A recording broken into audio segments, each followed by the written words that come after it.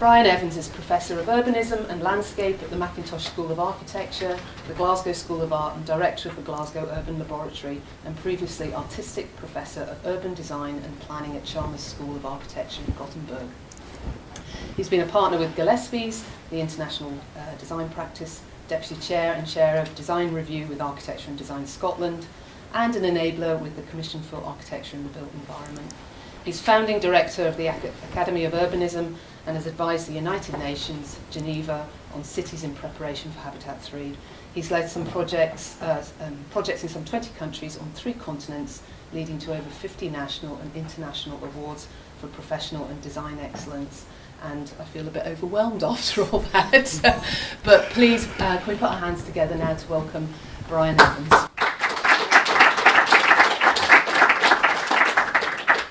Anyway, from the past to the future, I wanted to start with an acknowledgement. There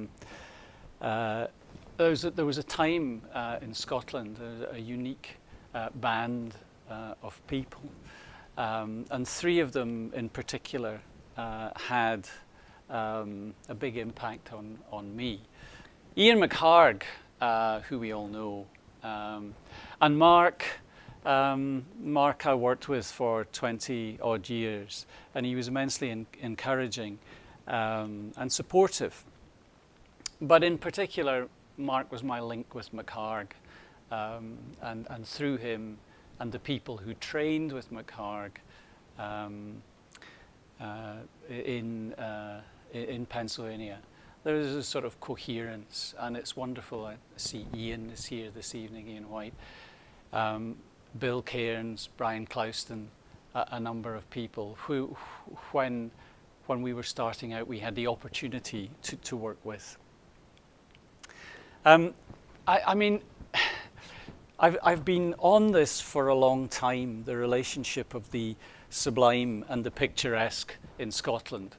I mean, when you go to places in England, very beautiful and picturesque, of course there's sublime landscapes in England too, but in Scotland you're never far away from a lump of rock, something visceral. You know, you turn a corner and it intrudes into our cities, and it's very strong, huge influence.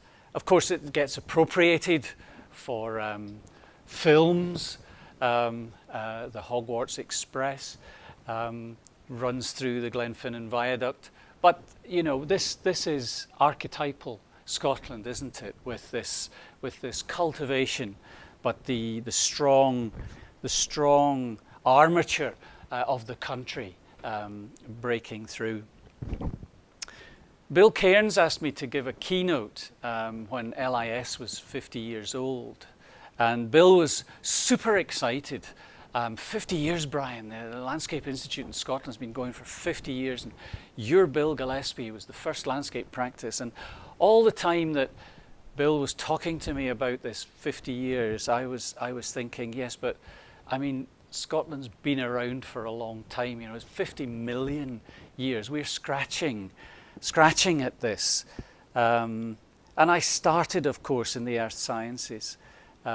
Scotland's landscape is geological, heroic, and if I just scroll through these images, it has this sublime nature, particularly in certain lights. This geology, the stacks, and then in these photographs from Patricia MacDonald, we see the scratching of the surface by ice, or the scratching of the surface by man, tiny little things, the disruption in the flow country there, for example, in the right image, or indeed the Croft landscape from the Western Highlands.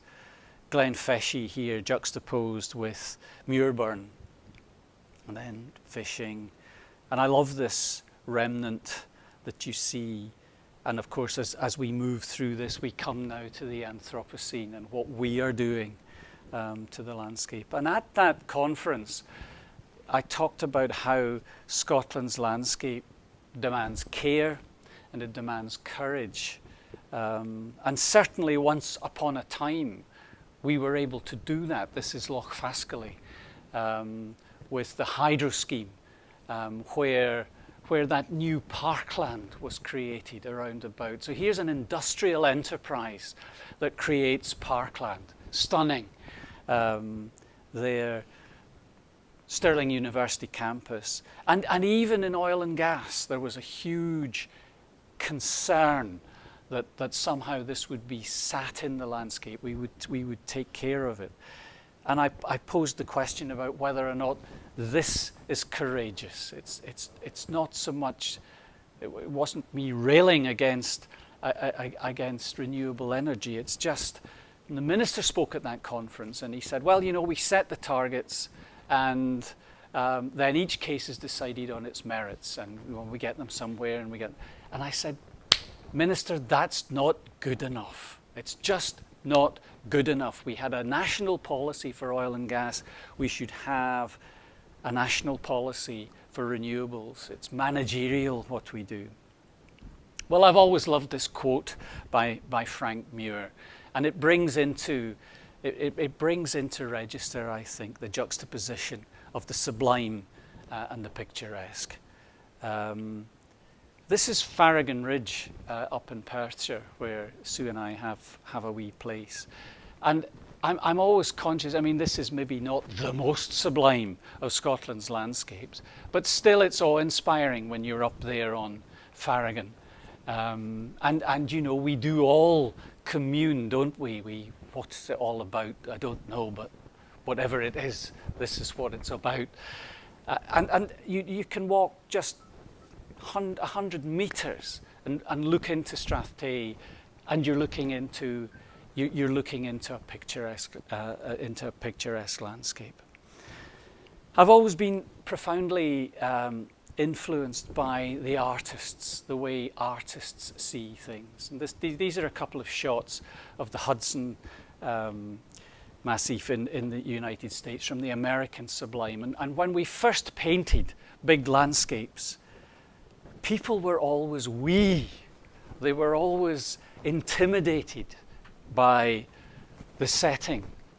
Don't quite know what's going on there, some sort of ancient ritual, but they're small. And here we are, closer to home, Cadair Idris, and we've got the happy, bucolic youth frolicking about out there. But he's small beside Cadair. By the time Caspar David Friedrich is painting, man is occupying the foreground. And by the time we get to Gilpin, well, the mountains are away in the back and it's gay abandon. The nymphs, we are taming landscape. We're coming to terms with it. And this led on, didn't it, to, in the evolution of things, to the pleasure gardens. Vauxhall Pleasure Gardens here. And one of my favourite stories that the Tsar came to see Vauxhall Pleasure Gardens, came to spend time with his cousin. And he said to his entourage, he'd been at Vauxhall, and he said, we have to have a Vauxhall. We must have that. And so his people wrote it all down very assiduously, and they built him a Vauxhall. And he said, Niet, this is not what I wanted at all. But Majesty, we've built it to celebrate your most famous castles. And of course, he was talking about Vauxhall Gardens, not Vauxhall Station. Vauxhall Station's just beside. And in case you think this is an urban myth, I mean, the Russian word for station is Vauxhall. And so they have, this is Kievsky Vauxhall, which is Kievsky Station. And you go to Moscow, and the major continental rail lines all run out from Vauxhalls. So it's a kind of, but I digress. But it's a nice story, and I've always enjoyed it. Drummond, classical and picturesque.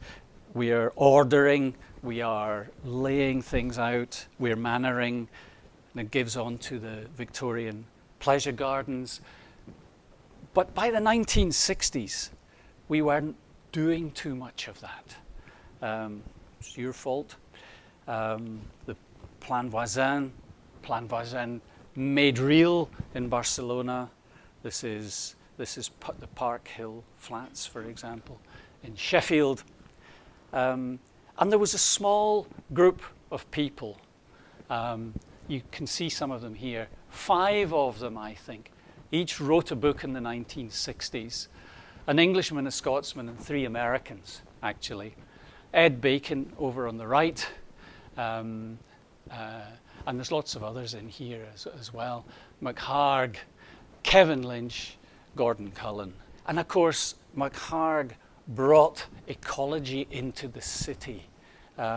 His sieve mapping, which we all know, and I have used for many, many years in big scale things. And I think actually in the 25th anniversary edition of Design with Nature, McHarg puts his finger on it himself. He talks about the fact that to a greater or lesser extent, nature was over there. It was protected. It was protected by the Sierra Club. It was protected in the national parks. But we despoiled our cities. And if he wasn't the first, he was one of the very first who said, nature and ecology, the landscape of the city is important. This was McHarg's big move, I think, and his techniques for understanding the ecology and the wisdom or lack of it for building cities. And as an urbanist, I was so focused on that, where the water system was. And I weep when I work in China and I see them paving over everything and failing to understand the carrying capacity.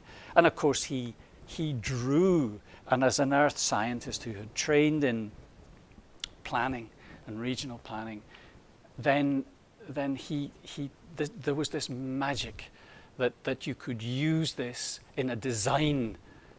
You could purpose, you could create an intent from what you wanted to do.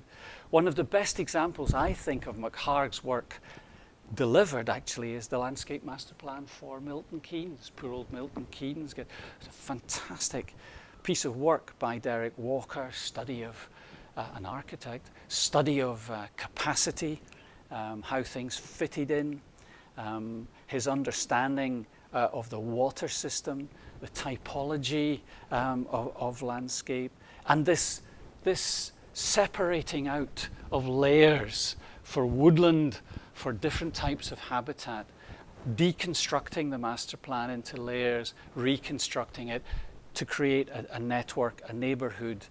It was kind of ahead of its time. And he did something, he made a move which influenced us in Gillespie's quite a lot.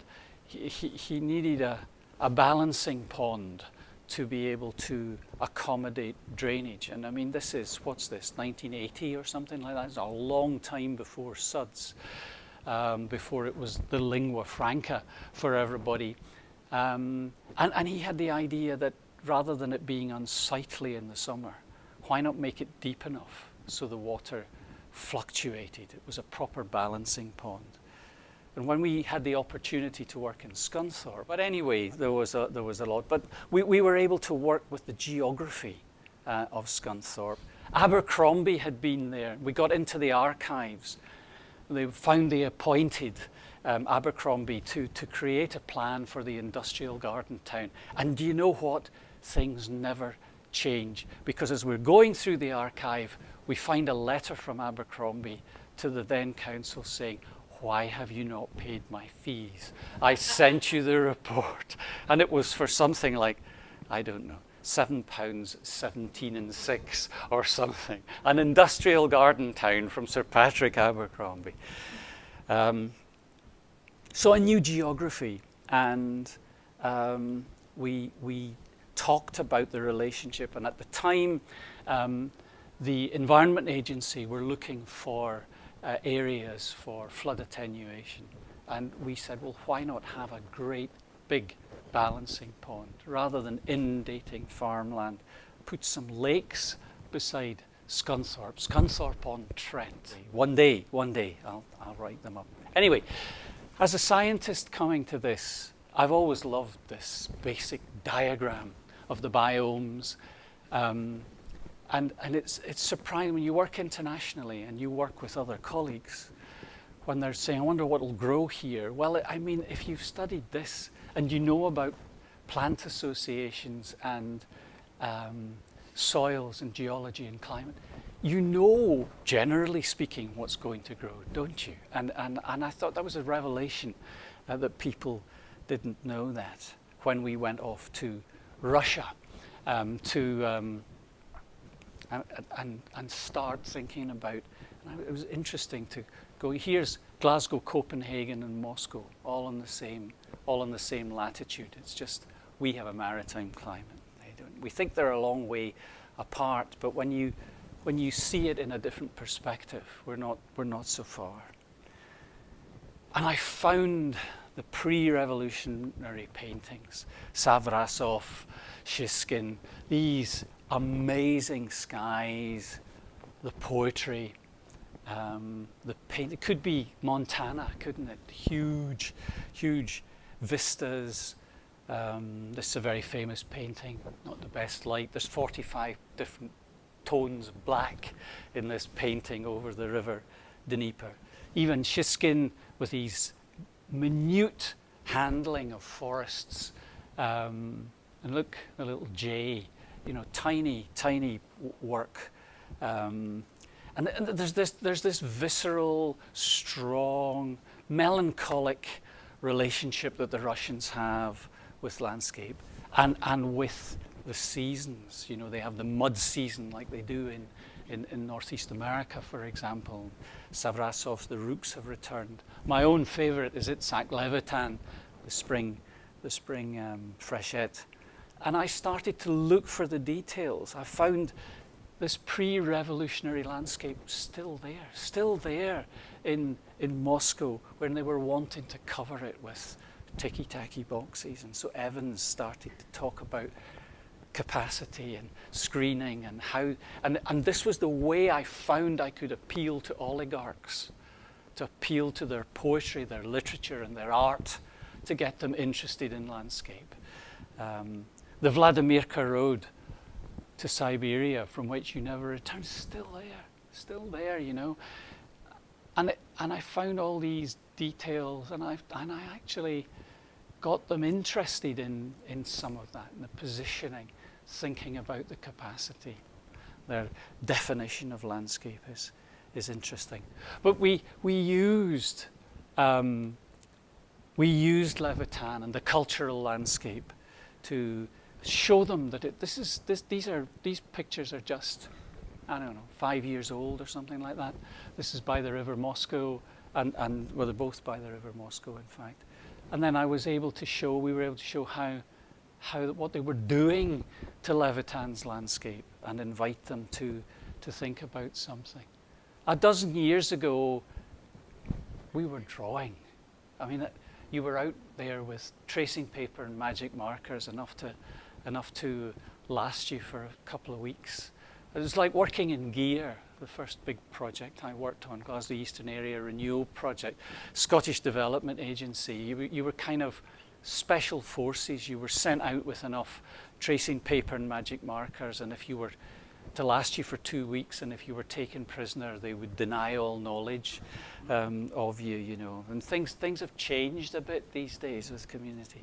So we drew all of this, myself and the estimable Graham Pert from Gillespie's, who drew a lot of this. And Graham said to me one evening, he said, Brian, we're masquerading as landscape architects here. I mean, I'm an architect, and you're an earth scientist and a planner. And I said, well, never mind. Let's just see if we can tell McHarg's story. And we were so proud of this. We worked with somebody from the architectural practice to distort the landscape. You couldn't do it in those days. We managed to show this and tell the story. Graham didn't quite get my description of kettle holes, how the ice was left in the land, but by this time it was 2:00 in the morning, and we went back to the primordial forest and so on. And well, I won't Graham did some wonderful pencil sketches. We always start with the drawing, but here we are 5 or 6 years later, where technology's moved a long way, and now we can somehow, by hook or by crook, all levels are secret in Russia, so you need to access the, you need to have good contacts in order to be able to get topographic information.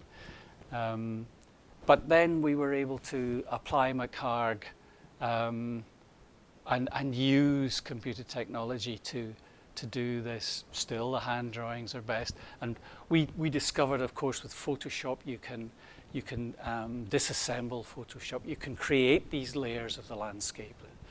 But you had to make sure that the guys who were putting it in understood that certain colors needed to be on certain layers in order to be able to, yeah, but that's forest, do you understand? That's informal. But this is formal. Oh, is that why it's a different, yes, that's why it's a different color. So we want to be able to separate these out. But the artist's eye, we would be showing plans like this to people, and then this, and say, and they would say, oh, is that the site? I mean, you still get that with certain developers. Is that the site? It was quite nice. You think, oh, I've not been to see the site, you know. And the proposition of these visualizations done by Chris Swan, who's now with ERTS. And Chris is a master of bringing out the the languid young lady and the interior shots. I mean, never needed briefing on this. Chris would do that himself, and we were forever indulging in the borrowed landscape and the layers. And there's 3 things I need to tell you about this visualization. The first is that we're borrowing landscape from next door and woodland walks. The second is that the character in the middle there is Chris's brother, and this is a dear friend, Fred London from JTP, who's a bird watcher. And Chris's brother and Fred appear in all of the visualizations that Gillespie's did for about 10 years across China, the Middle East, and Russia. And so we were able to more recently, with the competition for the expansion of Moscow, strip it right down to, it would say to the mayor of Moscow, the water comes into Moscow clean and it goes out filthy. Moscow's a toilet. If you can have the water leave Moscow more or less the quality that it comes in, everything else falls in place, because everything's been translated. You're getting this translated into another language. And so we constantly using McHarg, and architects like to make big gestures. I see a large circular lake here, and we'd say, yeah, but look, there's all these little valleys, and if you just build a tiny wee dam, you'll get a series of cascades like outside Edo in Tokyo. So the competition for and the architects built the structure, the armature of the plan around about, and it worked well, I think, the superimposition of, Ian would say, a Cartesian plan on top of an interpretation using McHarg's technologies and systems. But something was bugging me, and I loved this cartoon, from the Stone Age. We've got clean air, water is pure, everything's organic, lots of exercise, nobody lives past 30. And it's a sort of piece of post-truth, I think, and some kind of fallacy. But then I discovered the rewilding, and taking, which troubled me, I have to say. Not that we're reintroducing species, not that we are reafforesting, but are we rewilding? And when you come into the city, now Nigel, and this is the Barbican. To be fair to Nigel, I mean, I don't think Nigel has ever claimed that but some people are talking about this is not wild. I mean, yes, it's biodiverse, of course it is. It encourages species, but it's all managed to within a millimetre of its life. You know, what are you doing? You've fallen over? Cut it out, put another one in. You know, I mean, this I think then was prominent in my mind. And a couple of years ago, I was asked to chair Sue's forum, and that really we had Harry Burns, who I'll say something about in a moment, talking about salutogenic landscapes, and the opportunity to reflect on 5 years and to think about the way people think about landscape, and order it and structure it and try and bring some degree of coherence to that was interesting. So we took the different approaches, and one of the things I've learned over the years is that although everybody thinks about what they do, they reason differently. So in the introduction to the book, I talk about the different reasoning that designers have to policy people. And so we ordered it into learning from thought, because that's a certain kind of thinking about the environment. The people who do and the people who make, the people who deliver and the people who make things. And they reason about things, and we structured it in that way. Jonathan Porritt was great, actually. I mean, his paper got transcribed, and he was very quick. We didn't want pictures, so we pulled out quotes for Jonathan. The heroes and visionary of tomorrow are in our schools today. The more they are involved today, the more likely they are to become the leaders of tomorrow. This is important with next week and the wretched Trump. I need to edit that bit out. And what we are doing. I mean, there was a degree of hegemony, was there not? Natura 2000, red data species. There was a settled view about these things, and we are in danger of throwing that out. Very important. And when you have somebody like Harry Burns, former Chief Medical Officer for Scotland, understanding if people have a reason to live, that's behind his. I mean, his chapter on salutogenic landscapes, wellness not illness, is incredibly important.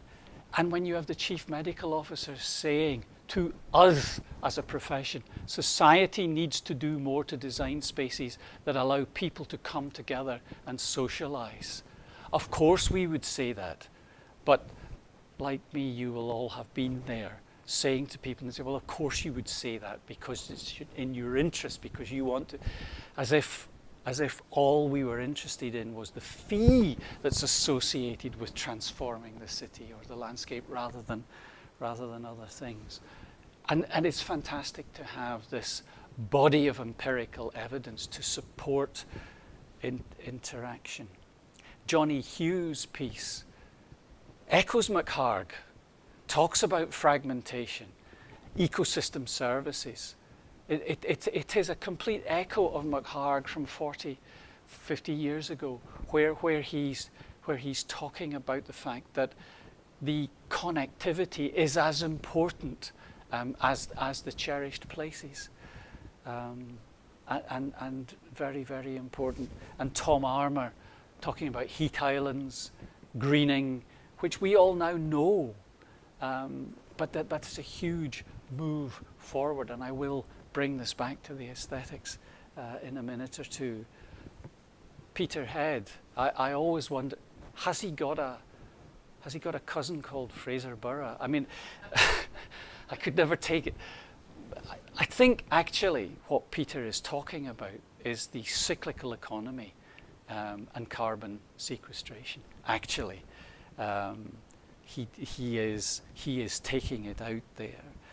The doers, the regional project that's EBA Emshire Park, the cultural landscapes of the South Pennines, of course, our own work here. And Andy Scott always gets the attribute, the totemic. But for me, Ironside Farah's Helix Park is, I've said to Julian, you know, it's a European quality, this.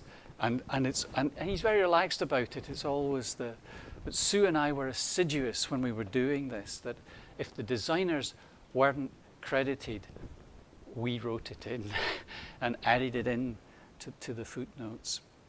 Philadelphia, where they really got under the skin of it. Regulation, relating suds, doing it well, not kid-on stuff with trays on top of the street, but actually having the water migrate through the terrain itself, but taking it into the fiscal system and the taxation system to make sure that it happened from the tap to the river, if you like. People understood they needed to engage with it.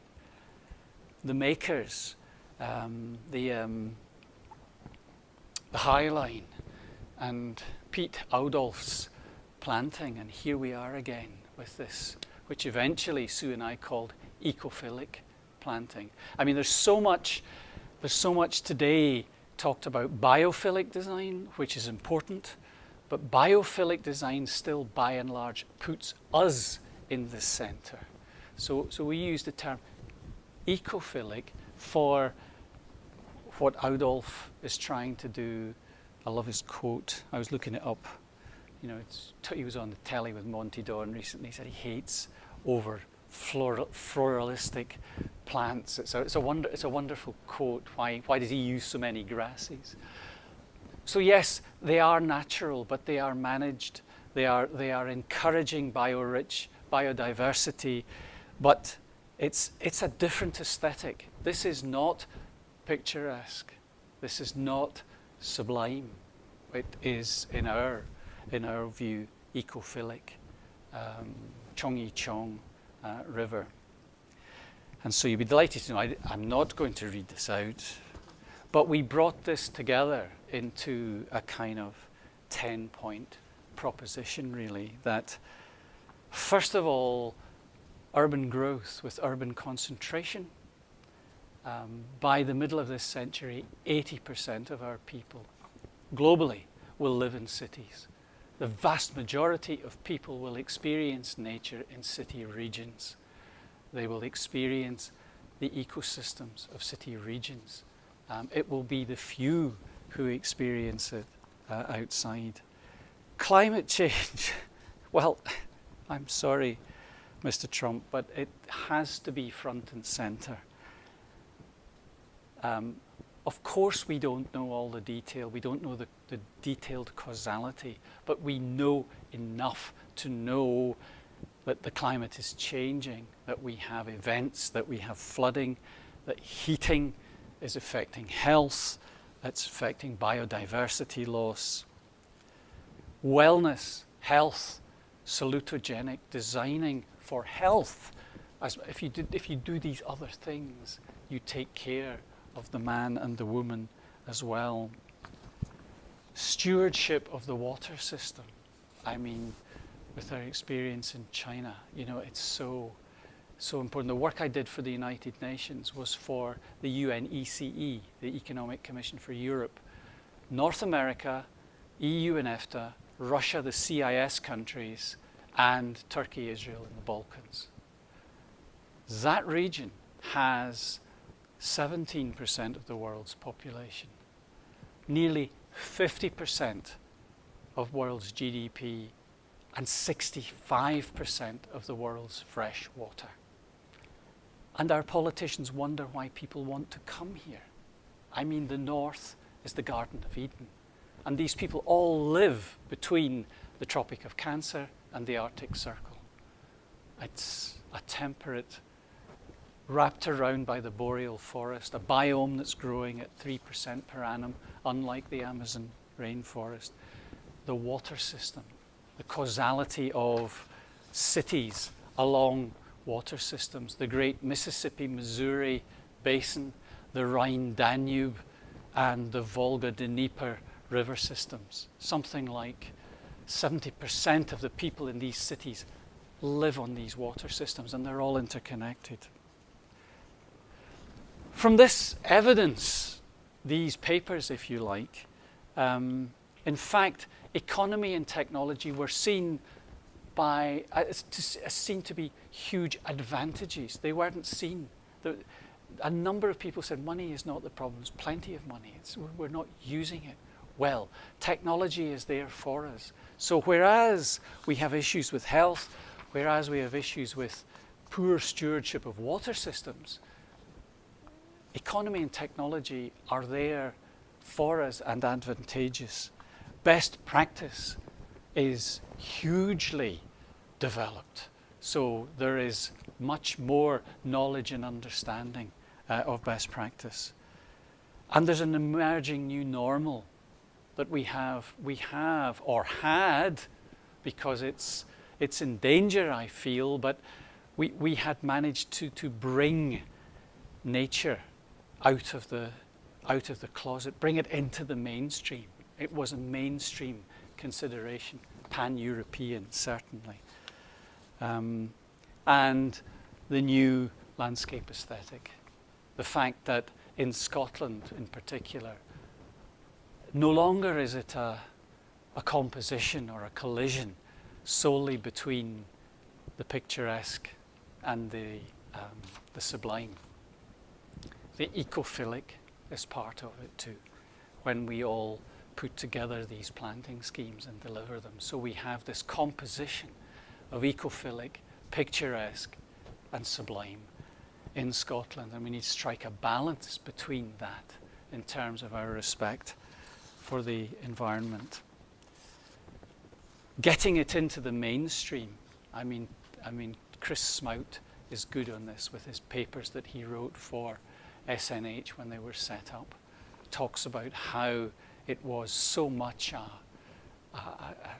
specialist activity, and it has become so much more important. And then finally, green infrastructure. That cities and regions require a network of natural, semi-natural landscape and water, green infrastructure, that's equal of their networks of transport and utilities, engineering infrastructure. This will ensure the benefits of natural and semi-natural environments work well for natural human habitats, ecosystem services, because we have to demystify these words, don't you? Say ecosystem services, First Minister, she says, what's that? Or if she's any sense, she says, what's that? Through a process of designing and regenerating, now we call that retrofitting cities, towns, neighbourhoods, to create elegant, economically viable and resilient places, biophilic, ecophilic urbanism, that are socially balanced for the benefits of their population wellness. And we finished off with the Scottish sublime, the English picturesque, and the wretched garden bridge, which nonetheless demonstrates this ecophilic proposition in the city.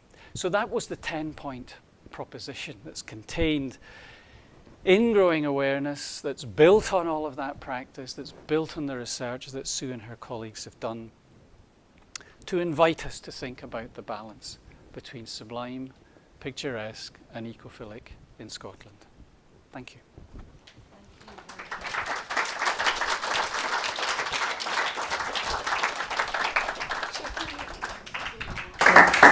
I'd just like to say thank you very much, Brian. That was absolutely wonderful journey, taking us from the age of Scotland to reminding us how important the work of Ian McCarg is still today. I mean, it's astonishing to think that that is still so pertinent today, and we still have to refer to it in our work today, and we cannot ignore it. And I also found the fact that the way that Sue and Brian had divided the book up into set up in terms of learning from thought, place and action, I thought that was excellent, because it's looking at all those different views, and it challenges some of our traditional views or assumptions as designers, and we need to do that. We can't just follow a certain route. We need to have the leaders in thought. We need to see the action on the ground where it's happened to move forward.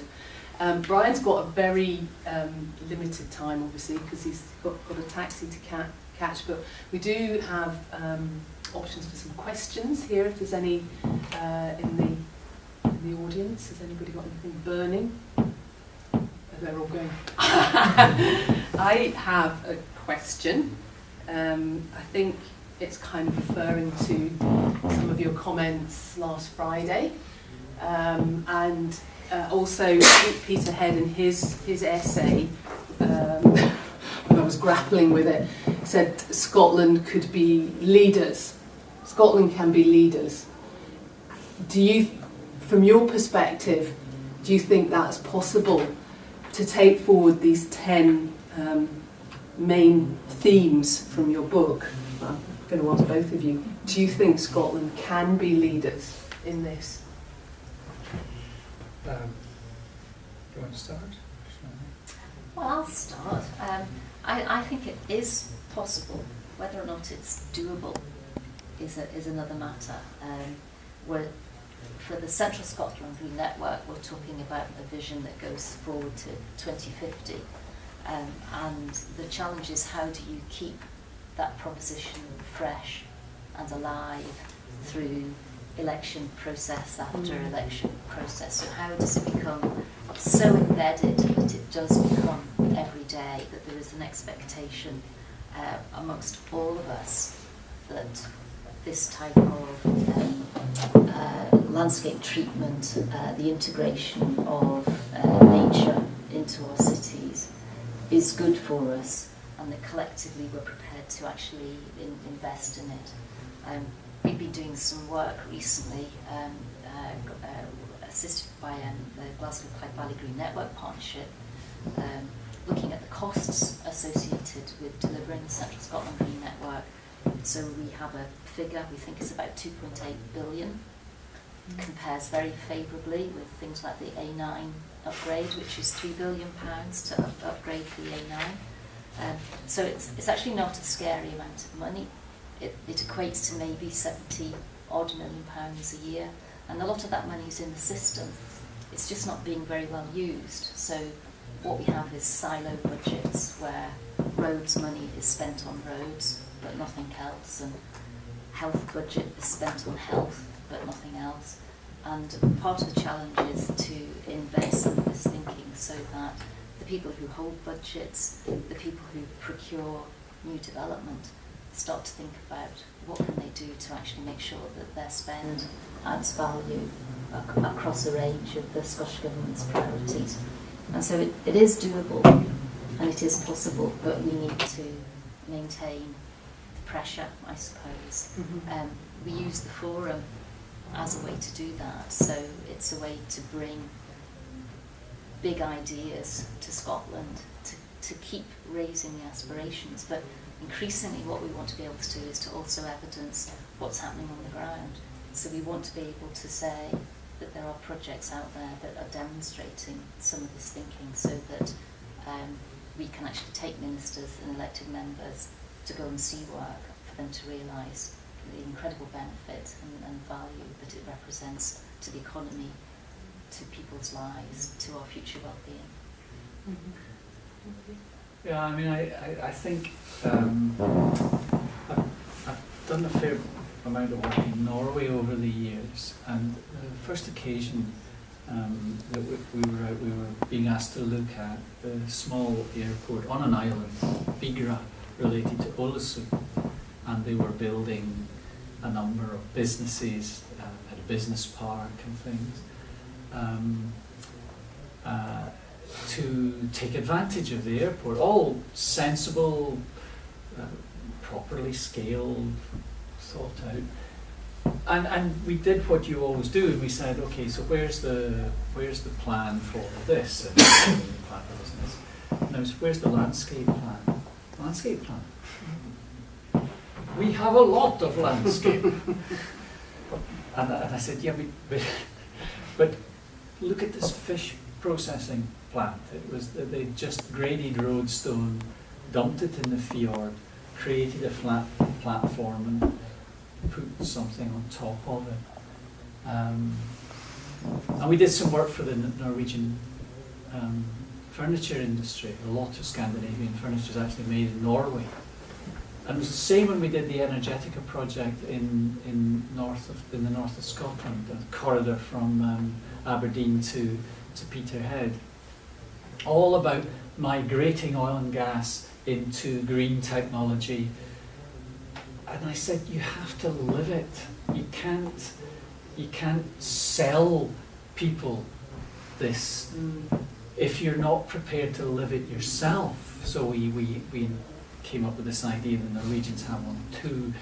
It wasn't original, but the hydrogen highway. I mean, why not have the taxis and the car clubs all run on hydrogen fuel cells? That's eminently possible to do now if you want to create these things. So I think in answer to your question, we just don't notice in Scotland that the most important asset we have is it's still a bit shortbread and tartan, I think. So I think that conceptually and culturally, with this 10-point plan, we are where we used to be with nature conservation and culture. It has to come into the mainstream. And I don't see any evidence as we turn central Scotland into European Los Angeles with a 10-lane highway. Really, when we're trying to move everybody onto trains and people are psychologically minded to move on to trains, we've created a 10-lane highway. We haven't even let the average speed camera experiment of the A9 play out before we decide to spend £2 billion. And probably we do need to dual at the A9, but do we need grade separated junctions at Ballinluig, for example? You know, I mean, we're not expecting Carmageddon there, really. So there are things like that I don't think it's. I think there's still work to do.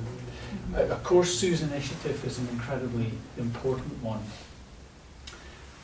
but we're still a bit. It's like we wouldn't want to do anything because it might upset the whiskey industry or the salmon industry, and meantime, and so we're still saying we must protect the Cairngorms. But, you know, it won't matter if we shove all the transmission lines through here.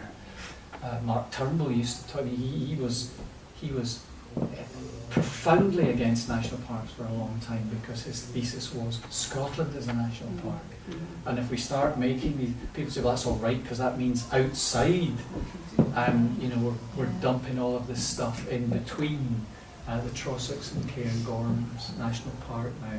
So I think we're some way off yet. I think there's work to be done. And unfortunately, with the way national politics are at the moment, we've been hugely deflected from some of these important things. Now, who knows? I'm probably too old to have the hope that if Britain repatriates a lot of the robustness from Europe about you know, I mean the moaning and complaining about the fisheries policy, for example. But the North Sea has, to a greater or lesser extent, been restocked. That it would have been fished out if we hadn't had that. So maybe this will all come back. Maybe Holyrood will be empowered with all of this, and perhaps we will take this to our heart to understand that it's integrated, that the economics, the social issues, the wellness, the health, the economic vitality, and the beauty of the natural are all integrated, and we'll start doing something about it.